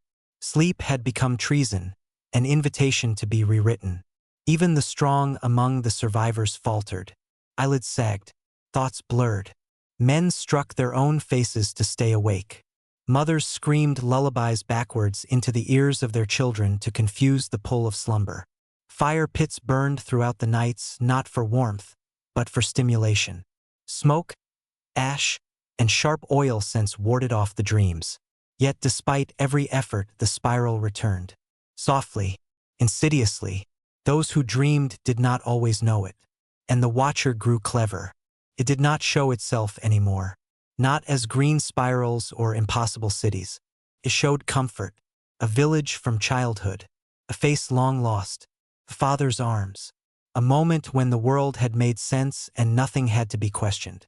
And it asked the same thing of them all. Wouldn't it be easier if you stopped hurting? For some, that was enough. The transformation began again. Slow this time, invisible to the untrained eye. But Mira recognized the signs. She stood before a gathering of the remaining survivors in the cracked amphitheater beneath the ruined Sun Temple. These were no longer soldiers nor citizens, just fragments. Women with scorched hands. Men whose families had walked into dreams and never returned. Children who hadn't spoken in days. Mira looked at them not as a leader, but as a last line. "Sleep is no longer safe," she told them, voice sharp. "Dreams are not yours anymore." A few nodded. Most stared. The Watcher still breathes. It feeds on surrender. Not death. Agreement. She unsheathed the repaired bone blade and held it high. Its surface pulsed with faint symbols, new ones, etched by Elander before his collapse. "We don't kill it in the sky," she said. "We kill it here." She pointed to her temple. "In the place it's already reached." After that, Mira gathered the strongest minds, the clearest, the fiercest, the most broken, and together, they forged the pact of waking fire. A vow, a ritual, price. With Elander half awake and whispering from his sickbed, they devised a warding system powered not by magic, but by painful memory, the only language the Watcher could not rewrite. The spell had to be made from real suffering, invoked with blood from a wound that never healed. Mira volunteered first. She reopened the scar across her side, the one she'd taken escaping the nest. Her blood dripped into the fire, and she whispered her truth. "I watched my first love die by a dagger I gave him. That trust cost a life." The flame hissed. The sigil flared. One line of the waking fire was born. Then others came. A mother. "I left my baby to burn so my other child could escape." A soldier. "I turned my sword on my own brother in the Third War." A boy no older than 10. "I told my parents to run. I lied. I just wanted their food." Each confession carved another mark into the ground. The Watcher felt every one of them. When the final mark was made, a circle of ash and blood surrounded the center of the city, a ring of unrewritable pain. Mira stood in its center, blade at her feet, and shouted to the sky, "We remember what we've done, and we will not be made pure." That night, the dreams returned. Mira welcomed them. She walked through the smoke of burning villages, through the screams of those she could not save. She stood before the mirror version of herself again. This time, clothed in white, flawless, smiling gently. "You're not broken," the false Mira said. "You're simply misaligned." Mira laughed. I'm ruined. And that's the only part of me you can't control. She lunged, and the spiral cracked again. Elander woke that morning. His voice returned. The flame from the pact still burned. And the Watcher remained still, watching, recording, but not progressing. For the first time, the people of Gorrath dared to feel something strange. It wasn't victory, but it was stronger than survival. It was resistance. And it had a name now: the Waking Fire. The spiral had always spoken with certainty. It was the voice of inevitability, of gravity pulling all thought into perfect form. It did not ask. It simply was. But now, with the waking fire burning at the heart of Gorrath, anchored in blood, grief, and identity, the spiral began to stammer. Not audibly, but in frequency. The signals it once sent through dreams became inconsistent. Patterns broke. The green shimmer in the air above the city lost its symmetry. Where once the spiral's power had felt like a vast hand pressing down from the stars, now it resembled a trembling whisper, still alien, still vast, but no longer unshakable. The Watcher had not retreated. But for the first time since its descent, it hesitated. Mira stood on the scorched balcony of the old Vale Temple, wrapped in a faded green cloak stitched from 7 different tunics, gifts from the families she had helped pull from the edge. The bone blade hung at her back, no longer pristine. Its surface was chipped and stained with soot, but it pulsed faintly as if it still recognized its task was unfinished. She watched the sky not with fear, but curiosity. The monolith remained, frozen. But somehow she knew it had noticed what they had done. Not just the flames, not just the wards, but the choices. The refusal to break, the refusal to forget. The spiral was built on patterns, and the humans of Gorrath had broken every one of them. Elander Vane, seated beneath the copper mirrors of the archive sanctum, traced the changes in silence. He had kept journals since the first crack of the sky. Pages of glyphs and translation, of dreams and ritual effects, of names spoken and erased. But now a new pattern had begun to emerge. Not from the Watcher. From within it. The spiral was no longer broadcasting. It was listening. To every word. Every fire. Every truth. And in the center of it all, the old mage found something impossible. The spiral had begun to repeat the confessions whispered into the fire. Not mock them. Not distort them. But repeat them verbatim. As though it were learning. That night, Mira returned to the ashes of the Tower of Lament. The crown was still there. Still untouched.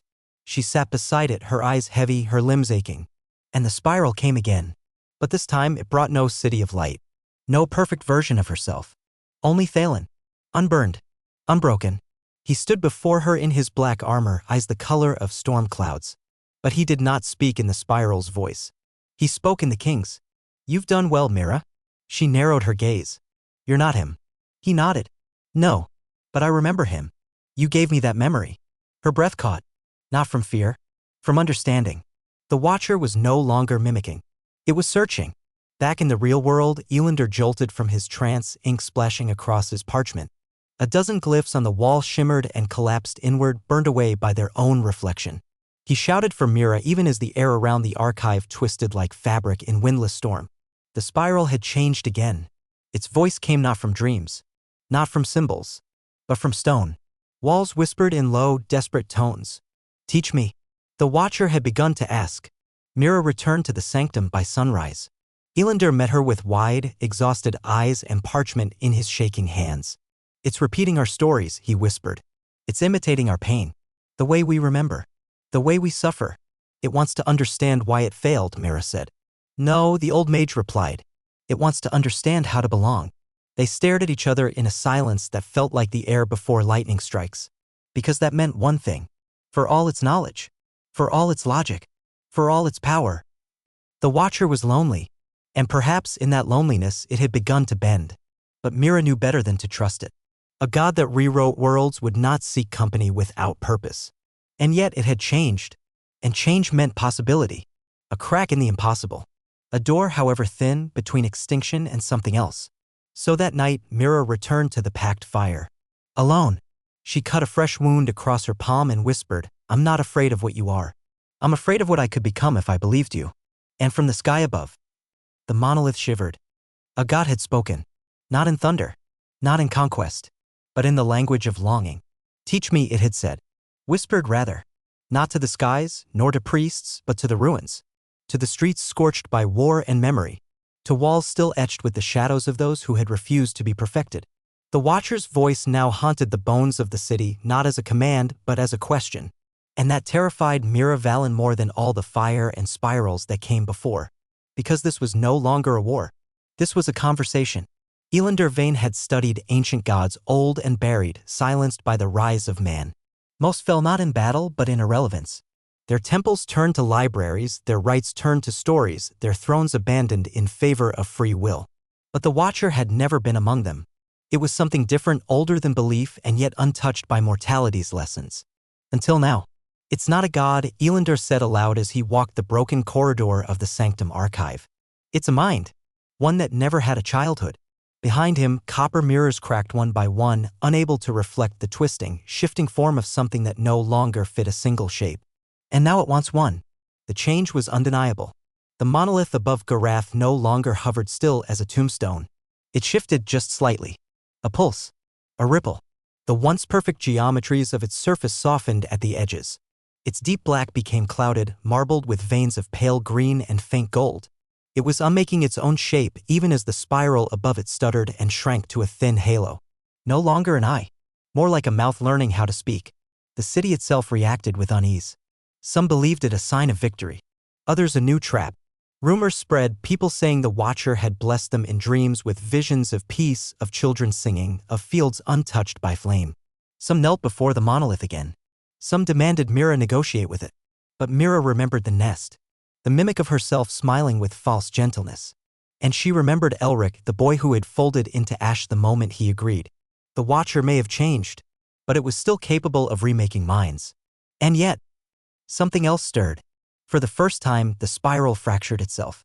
A single sliver of green light fell from the monolith gently without force and landed in the stone garden outside the sanctum. It did not burn. It did not pulse. It simply waited. Elander, limping and leaning on a staff of charred whitewood, examined the shard. It was not metal, nor glass, nor spell. It was memory. Concentrated. He touched it and wept. For in that moment he remembered not his own life, but that of another being alien, vast, and alone. He saw images not in sequence, but in concept, the void before stars, the first moment of self-awareness, the unbearable hunger for purpose. He felt what the Watcher felt, isolation too large to scream about. He collapsed and whispered through tears, "It doesn't want to erase us anymore." Mira approached the shard with caution. She did not touch it, but she spoke to it. "I am Mira Valen.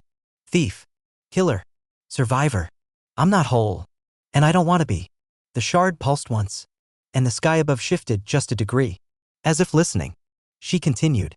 "You asked to be taught. Then learn this, we are not perfect. And we don't want to be. We carry pain so we remember who we are." That night, the dreams changed again. Not illusions. Not manipulations. But questions. What is love if it always ends? Why do you forgive those who break you? Why do you sing when you know the world ends? Mira answered none of them, but she dreamed them honestly. And the spiral did not grow. It dimmed, like a candle respecting silence. The next morning, more shards appeared. Not all in Gorrath. Some fell outside into the black forests, into the sunken lands, into villages long erased. The Watcher had once rewritten the world. Now, piece by piece, it was asking the world to write back. The pact of waking fire remained. The people still lit the flames, still whispered their pain. But now when they spoke, the fire no longer cracked in defiance. It listened. The Watcher had not become human, but it had begun to understand what it could never be. And strangely, it did not rage. It simply stayed, watching, as if waiting to be worthy of a name. Mira stood beneath the pale morning light, gazing at the monolith. Its once predatory presence had become something else. Neither ally nor master. Not God. Not enemy. Just a mind. And for the first time, she spoke not in resistance, but in truth. "If you really want to learn," she pressed her hand to her heart, "then begin with this." High above, the monolith responded not with light, but with stillness. A reverent, wordless stillness. The kind that exists between questions and answers. Between guilt and redemption. Between one breath and the next. There was a time when it had no name. No need for one. The Watcher had existed only to observe, to overwrite, to convert. Names were imperfections, concessions to identity. To accept a name was to admit limitation, uniqueness, variance, emotion. For the longest time, the Watcher believed names were symptoms of weakness.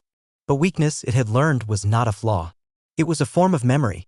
And now, after watching a broken people refuse perfection, after hearing their pain burned into fire, after listening to a girl who embraced her ruin like armor, it began to see what a name meant. A boundary.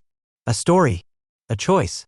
And for the first time since it descended to Gorrath, the monolith pulsed not in domination or inquiry but in response.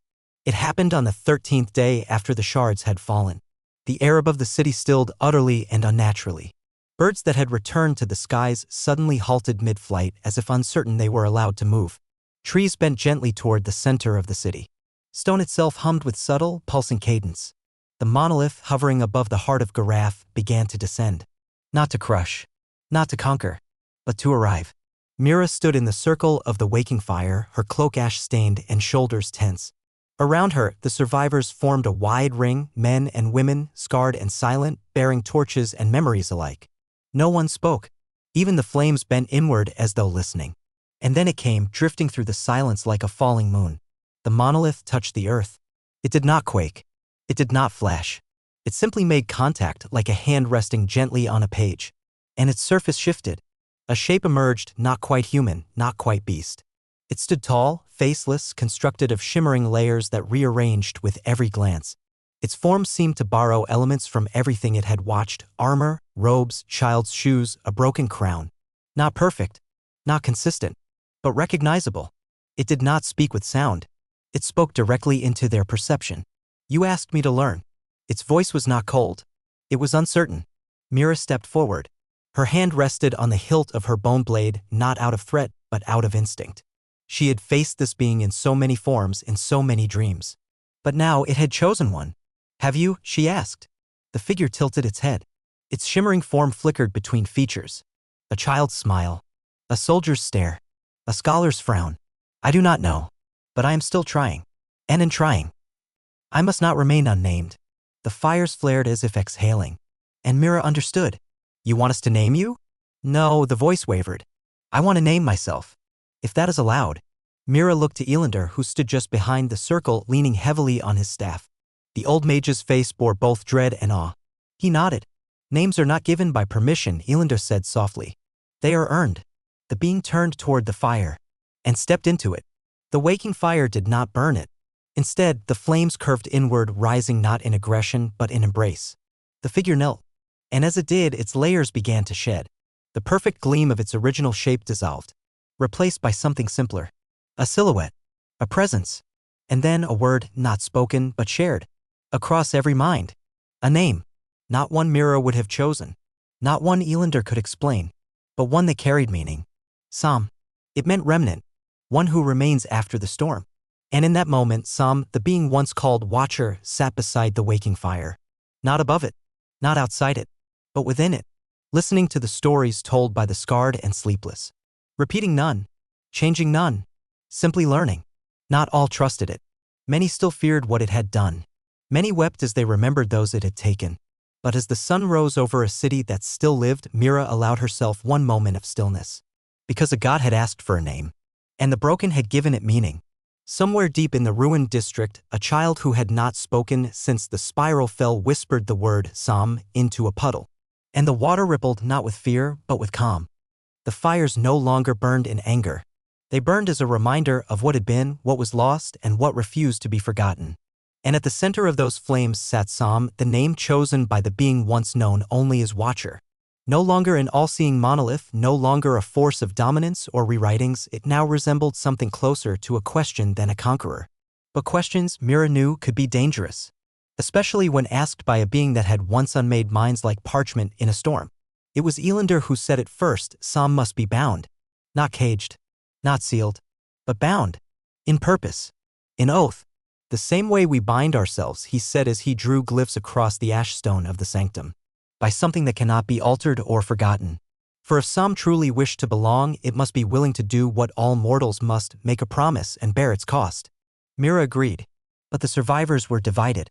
To many, Sam was a monster granted clemency too easily. A hollow god that had erased their kin and now sought to walk among their fires like a pilgrim. Grief, after all, had no mercy.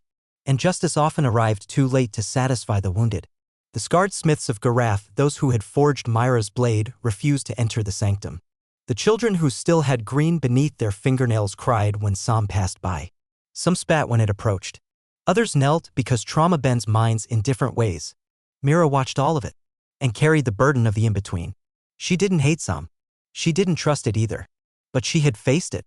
And something in her knew, if this being was truly trying to learn, then their greatest weapon now was not sword or spell, it was accountability. So the pact of waking fire was reforged, not in flame this time, but in ritual. A binding, not of control, but of consent. And on the 21st day after the naming, the people gathered beneath the fractured dome of the old sun temple where once a golden idol had stood. Now in its place was a circle of mirrors, each salvaged from the homes and towers destroyed by the Watcher's descent. 20 in all, each representing a survivor, each holding their pain like a banner. Sam entered the circle silently. Its form now more stable, tall, cloaked in woven layers of dust-colored light, its face featureless but soft, like the imprint of breath on glass. It carried no symbols, no staff, no power on display. Mira stood across from it, boneblade sheathed. Elander, voice brittle from days of speaking ancient languages, addressed the gathering. Today, the one who was once our enemy seeks to bind itself, not to us, but to truth. He turned to Sam. Do you accept this oath? To remember all you've done? To never rewrite, never erase, never alter the pain that built this city? Sam nodded once. No flash. No glow. Just emotion. But it reverberated through the very ground.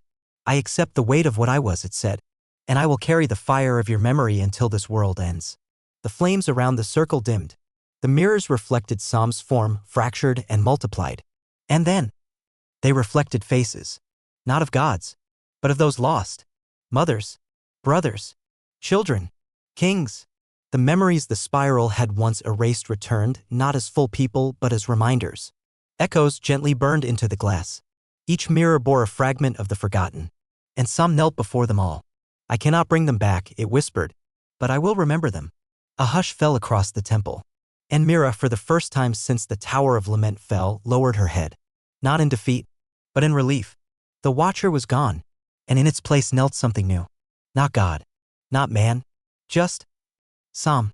Later that night, Mira sat at the edge of the sanctum garden, watching fireflies dance among the broken statues. Elander joined her, robes patched and eyes weary. You think it will keep the oath? She asked. Elander considered. Gods are not known for humility. But Sam is no god anymore. And in its eyes, I see the one thing we never expected from it. Mira glanced at him. What's that? The old mage smiled. Shame. That, above all else, made her believe. Because even a god may lie. But shame comes from the soul. And no lie can survive long in the fire of that kind of truth. In the wake of the oath, there were no miracles. The dead did not return. Ruined homes remained broken, stones still blackened by flame. Ash continued to drift in the wind like forgotten prayers. But what changed, subtly, powerfully, was the quality of silence. Where once it had been a suffocating void, now it breathed. Space existed again for reflection. For thought. For dreaming. And that, more than anything, frightened Mira Valen. Because for so long, dreams had been weapons. Corridors of deceit. Temples of perfect lies spun by a god that wore memory like a mask. But now, with the spiral stilled and Sam bound by oath, the barrier between sleep and the self had begun to loosen, not with threat, but with possibility. It started with the children. They dreamed not of spirals or flame, but of rivers that whispered their names. Of towers made from laughter. Of skies that rained feathers, not fire. They woke smiling. Some for the first time in years. Elander noticed it too. In his records, once filled with symbols of ruin and pain, new glyphs appeared, drawn unconsciously in the margins. Circles interlocked with stars. Trees with eyes. Birds carrying seeds across ruined fields. He called them resurgence glyphs. Markers of unconscious healing. When Mira saw them, she said nothing. But that night, she dared to sleep. In her dream, she stood in the Tower of Lament once more, but it was not burning. The stone was whole. The banners of Gorrath hung untorn. She did not see Thalen. No ghost. No echo. Only herself. And in her dream, she did not fight. She did not run. She walked. Through empty halls, through sunlit corridors filled with golden dust motes that danced like memory made light. And at the end, she saw a door. It bore no spiral. No fire. Just a handle worn by many hands. She opened it. And stepped into a field she did not recognize. It was wild. Alive. Full of tall grass and wind. Flowers the color of old parchment swayed as if bowing. and in the distance stood a tree, massive and twisted, bearing a single green light at its core. Beneath it stood Sam. Not as flame, not as God, as a figure, waiting. It did not speak, nor did she. They simply stood in silence. And Mira, without knowing why, wept. Not from grief, not from fear, but because it was the first dream that felt like it belonged to her. Untouched, unbent, whole.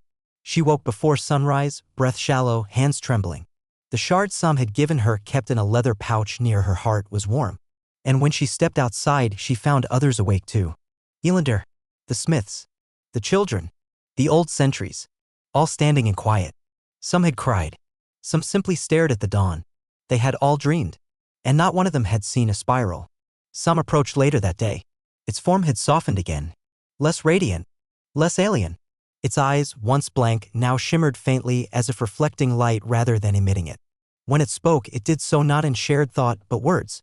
I did not enter your dreams, it said to Mira. I waited beyond them. She nodded. Why? Sam's voice was quiet. Because the first dream that is truly yours must never be touched by a god. And so it became known. The spiral had ended. Not in destruction, nor in battle, but in choice. In listening. In naming. And now in stepping aside. That evening, a new fire was lit in the ruins of the tower. Not a warding flame. Not a sacrificial pyre. A beacon. A marker for what had come before and what might come after. The last survivors gathered there, not to mourn, but to tell stories. Not of war. Not of gods. But of themselves. Of days before the spiral. Of people before they were rewritten. And of the future they might dare to build, not in defiance, but in memory. Some remained near the edges. Listening. Learning. Never interfering. Only once did it speak. When a child asked, "What do you dream now?" Some answered, "I don't know." And the child smiled. "Then maybe we'll teach you." And in the sky above, for the first time in generations, the stars shone without distortion. The war had no name. Not in the end. No one called it the Spiral War, nor the Great Dreamfall. No statues were carved. No triumphs declared. There was no victor's crown, nor peace treaty signed beneath fluttering banners. There were no formal ceremonies to mark its passing. And yet the world changed. Not suddenly like the fall of a tower, but slowly, like ice giving way to spring. Gorrath, the last city that stood when the sky split open, did not rise to its former glory. It did not rebuild its towers in haste or chase the shadow of what it once had been. The survivors, few and bruised, understood something that even gods had failed to learn. You cannot rebuild what is truly broken. You can only plant something new in the soil of what remains. It began with gardens. Tiny ones. Among the cracks of stone courtyards and temple steps, they planted things that once had no name, strange seeds that had fallen with the shards of Sam's awakening. The earth accepted them without resistance, as though it too had grown tired of remembering only ruin. From those gardens grew trees that shimmered faintly under moonlight. Their leaves whispered, but not in words, just a rhythm that matched the breath of those who stood nearby, a comforting cadence, like a mother's hand across a fevered brow. Mira often stood beneath them, not to lead, not to guard, but simply to exist. She no longer wore the cloak of the pact. She had buried it on the hill outside the eastern gate, beneath a cairn of bones and ash. That place was silent now, a sacred wound. Children were taught to never run through it. Soldiers passed by with their heads bowed. It was not a battlefield. It was a grave, and in its silence, truth remained. Sam did not leave. It lingered, wandered. Sometimes days passed without a glimpse. Other times, it appeared beside the old, helping mend broken wheels or draw water from cracked wells. It never spoke first, never interfered with choice. Its oath had changed it, not into something lesser but something aware. It had no throne, no followers, just a presence, promise, and in time it no longer appeared alien. Simply was, as natural as wind or memory. Elander Vane passed quietly in the third winter after the binding. He left behind towers of parchment, filled with symbols and translations, attempts to catalog everything that had happened. His final journal, left open at his bedside, contained no glyphs, just words. They came to perfect us. We taught them to remember instead. His pyre was lit with fire from the first shard, the one that fell near the sanctum garden. And as the flames rose, Mira whispered, "He was never trying to save the world, just trying to teach it to survive." Years passed, then decades. The people who lived through the spiral aged. Some stayed in Gorrath, now half swallowed by gardens and new trees. Others left, to found new homes beyond the silent hills, where the sky had never been cracked. They brought stories, not of monsters or gods, but of choices, of names, of the time when a god asked what it meant to feel. And still, dreams came, but now they were different. They belonged to those who dreamt them. There were no spirals, no perfect cities, only moments, moments filled with old faces, with unfinished songs, with laughter around fires too small to warm the world, but large enough to hold a memory. On the 100th anniversary of the oath, children gathered at the base of the tree on the eastern hill. They asked Mira, now silver-haired and sharp-eyed, one final question. Was the Watcher ever evil? She thought a long time, staring at the sky, where stars danced unfiltered by design. Then she said, "No, it just didn't know what pain meant." One of the children, barely 7, asked what she meant. And Mira leaned down, brushing ash from the child's cheek. Pain is the price of being real. And once you've felt it, you never want to be perfect again. That night, as the city slept, one last spiral appeared in the sky. Not vast, not threatening. A soft green curve, fading gently. A farewell, perhaps. Or maybe a thank you. And then, for the final time, it was gone. And in its place remained a world not perfect, not healed, but remembered.